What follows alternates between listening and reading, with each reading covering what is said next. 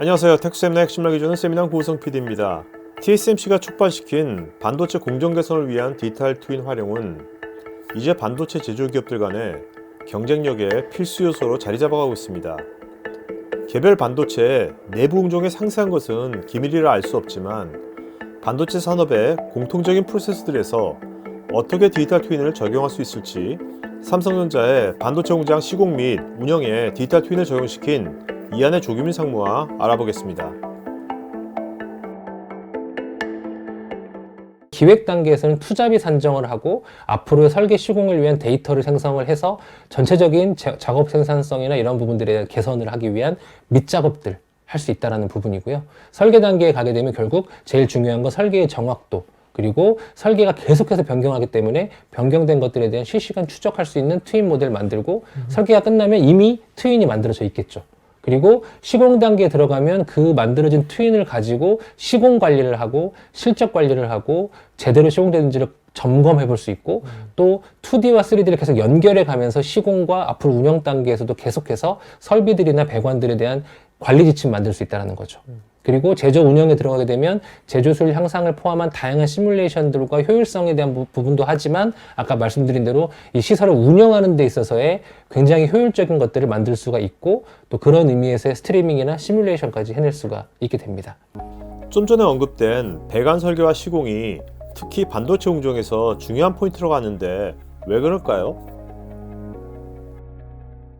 반도체 시설이 특히 다른 데도 좀 비슷하긴 하지만 반도체 시설이 특히 제조 설비의 제조 공정에 영향을 끼치는 다양한 가스, 화학, 전기, 진공들을 컨트롤하는 배관들이 굉장히 많이 있습니다. 그래서 이 배관들이 밑에 FSF부터 출발해가지고 설비까지 들어가는데 그 중간중간에 뭐 메인 덕트에서 분기되고 서브 덕트에서 분기되고 되게 많은 시나리오들이 있고 꺾이면서 이 시작점에서 보냈던 리소스가 종단에 가면 많이 떨어져 있죠. 근데 그걸 감안해서 규격을 다 정하고 제조 설비 안으로 60을 넣어야 된다. 만약에 예를 들면 쉽게 말씀드리면요.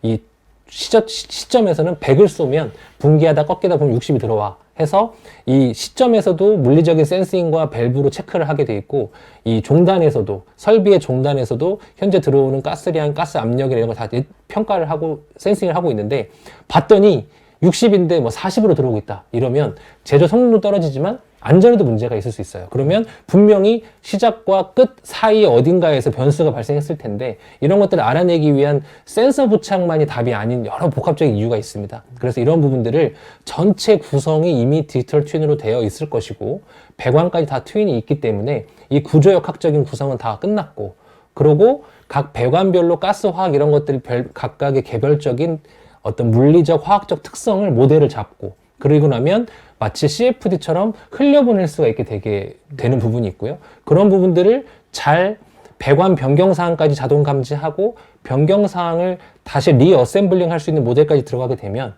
이제 어떤 배관 상황이 됐을 때 이런 식으로 중간중간에 센서를 달지 않아도 디지털 트윈 기반의 가상 센서를 이용하면 센싱할 수 있고 물론 실제 센싱이 아니라 어떤 다양한 결합 모델을 통한 시뮬레이션 결과로서의 평가와 예측이긴 한데 센싱에 준하는 이런 식으로 만들어내서 굉장히 중요한 안전관리랑 제조 수율에 대한 이런 것들을 다 관리할 수 있는 좋은 시스템 모델이 의미가 있겠다라는 것들이 많이 현장에서 확인이 되었습니다. 그러니까 저 가상 센서라는 것은 이제 실제적인 물리적인 센서가 아니라 디지털 트윈 상에 존재하는 센서인 거죠? 맞습니다. 네, 버추얼한. 맞습니다. 버추얼 센서이고 그냥 소프트 센서 개념도 당연히 존재하지만 디지털 트윈의 모델 기반 센서라는 것이 차이점에 있습니다. 좀 전 영상 말미에서 배관의 시공과 관리 시 가상 센서를 활용한다고 하였는데 물리적 센서와 가상 센서는 무엇이 다르고 어떤 효용성이 있는지 살펴보겠습니다. 디지털 트윈 계열 가상 센서 모델은 얘 원리를 가져왔지만 레인지는 더 넓힐 수가 있는 거고요. 또 얘는 그 타겟팅된 팩터들만 센싱 한다면 얘는 타겟팅된 팩터들을 조합해서 새로운 팩터들을 만들어낼 수 있다는 장점이 있게 되는 거죠. 그리고 연계라고 말씀하신 거가 되게 중요한 건데 피지컬 센서가 부착될 수 없는 곳에 디지털 트윈 센서가 들어감으로써 여기는 피지컬 센서, 여기는 디지털 센서 이런 식으로 둘 간의 데이터가 교류돼야지만이 이 데이터가 더 정확도가 높아지는 거죠. 그리고 또 피지컬 센서도 고장날 수 있기 때문에 여기에다가 동일한 녀석을 만들어서 디지털 센서를 부착을 해놓는 겁니다. 트윈 환경 안에서는. 그러면 기본 동작은 얘를 가지고 움직이지만 얘가 만약에 유지보수를 한다 그러면 뺐으면 대체하는 동안에 백업으로 돌아갈 수도 있는 게 되겠죠. 반도체 공장 안에는 다양한 자동화 설비들이 많은데 특히 팹 내부 물류 로봇은 정밀하고 신속하게 운영되어야 됩니다. 이때 디지털 트윈이 물류 로봇의 자율운영 최적화에 어떤 도움을 줄 수 있는지 알아보겠습니다.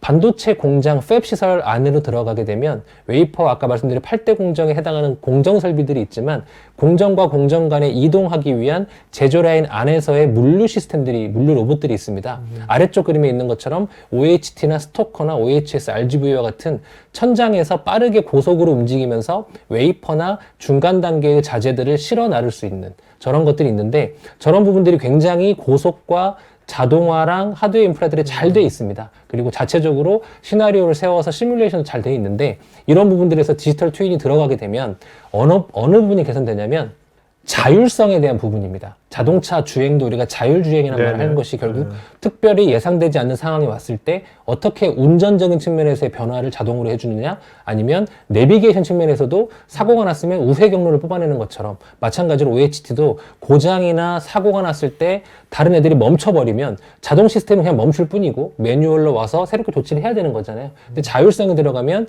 그 상황에 맞게끔 다른 우회 경로로 가거나 아니면 얘가 가지고 있는 자재를 가까운 다른 설비에 넣거나 하는 스케줄링을 바꾼다거나 이런 것들이 자율성 최적화가 필요하고 그것들로 인해서 물류 효율이 떨어지지 않도록 혹은 물류 효율을 더 높이는 이렇게 되게 되면 이제 OHT나 AGV와 같은 다양한 물류 로봇들이 제조 라인 안에 있다면 결국엔 제조 생산성이라는 건 물류 효율을 통해서 더 극대화되기 때문에 이 부분이 사실은 반도체 제조 공장의 제조 생산성이나 제조 성능에 중요한 역할을 할 수가 있다고 볼 수 있는 거죠. 반도체 공장에 있는 저 물류 로봇이 자율주행이 현재 되고 있나요? 안 되고 있습니다. 이제 그런 앞으로 움직임이 있는 투빙 거고요. 네네. 시범적으로 적용하는 부분들도 있고요. 네. 근데 중요한 건 하나하나의 OHT 시스템 자체의 최적화도 필요하지만 예를 들면 그 아래쪽에 뒷받침해주는 AGV나 AMR 시나리오가 있다거나 아니면 또 다른 카테고리 OHT가 있다고 하면 각각 시스템만 디지털 튜닝을 최적화하는 것만이 중요한 게 아니라 얘와 제조 설비와 또 다른 물류 설비 간의 이 연결 관계가 있지 않습니까? 네네. 이 연결 관계를 한꺼번에 바라보는 통합 인사이트에서의 페더레이션이 굉장히 중요한 겁니다. 아무리 한쪽이 잘해도 이 뒤에 거랑 연결이 안 돼 있으면 문제가 되기 때문에 이걸 전체적 관점에서 바라보고 통합 최적화해야 된다는 내용을 같이 표현하고 있습니다. 반도체 산업은 본질적으로 보안이 매우 중요하므로 반도체 기업 내부망 안에서만 동작하는 프라이빗 LLM을 구축해서 모든 공정에 대한 현황 파악과 개선사항 도출을 훨씬 더 직관적이고 효과적으로 할 수 있게 될 것입니다.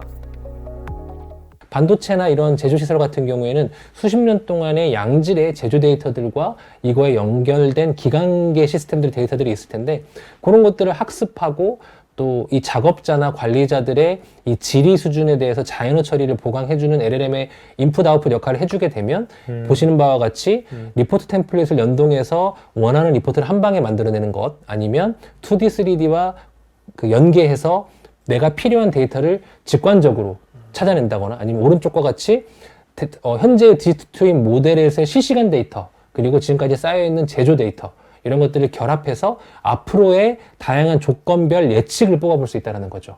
네, 그렇게 되면 업무에 굉장히 중요한 의사결정 인사이트들을 많이 만들어낼 수 있고 되게 중요한 데이터들을 쉽게 찾아낼 수 있다는 것 때문에 전체적인 이 업무 생산성을 높일 수가 있게 되는 좋은 모델을 구축할 수 있습니다. 이게 구현이 된 겁니까? 앞으로 이렇게 예측을 하시는 거 이런 게 올 거라고 예측을 하시는 거예요? 이거는 이제 약간 전망에 대한 블루프린트라고 보시면 될 것 같고요.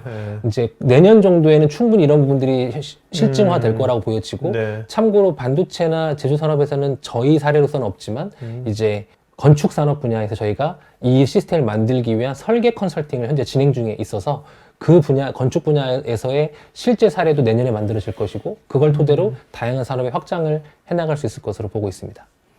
디지털 트윈 관련 추가 영상 목록은 우측에 있는 카드 링크를 클릭하시면 볼 수 있고 디지털 트윈 관련 문의가 필요하시면 여기 메일로 하시면 됩니다.